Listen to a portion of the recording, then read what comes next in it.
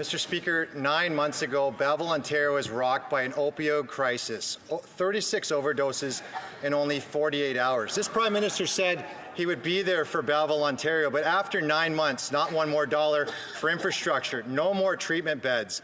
And just last week, we had 11 overdoses in only 2 hours. Wow. How many more months does Belleville, Ontario have to wait for any support for mental health from this Prime Minister? I ask the honourable member from Orléans to not take the floor unless recognized. The Honourable Minister for Mental Health and Addictions.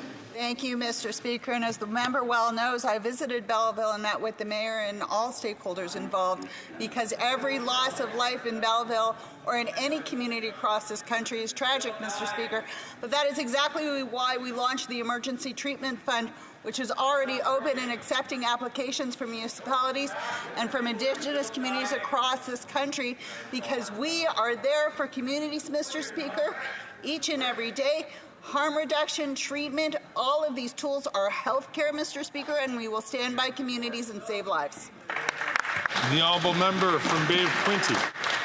Well, Mr. Speaker, while Belleville's waiting for any dollars from the federal government, Belleville's been paying dollars to the federal government. Belleville Council this week released a report that showed over the last 5 years they've paid $1.5 million to the carbon tax and getting no refund. You know, when this money could have went to supporting mental health, could have paid for the renovations for their hub for mental health. Not only that, when this Prime Minister quadruples that tax, Belleville's going to pay $5 million in 5 years. Why doesn't the Prime Minister give that money back to Belleville, or better yet, call a carbon tax election so Belleville and its residents can decide how to spend their money on mental health?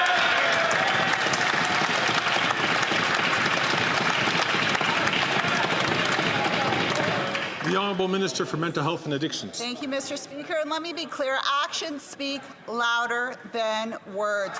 When the Conservatives were in power, Mr. Speaker, they cut the drug treatment fund by 2/3. Let me ask this to the member. Why does he allow the leader of the Conservatives to use those who struggle with addiction and substance use as props in fundraising rather than standing by those who need help? Why do they advocate to close safe consumption sites that have saved 58,000 lives? They don't care, Mr. Speaker. They will not invest in what's needed. On this side of the House, we are fighting to save lives. Shame on them for criminalizing people who need health care.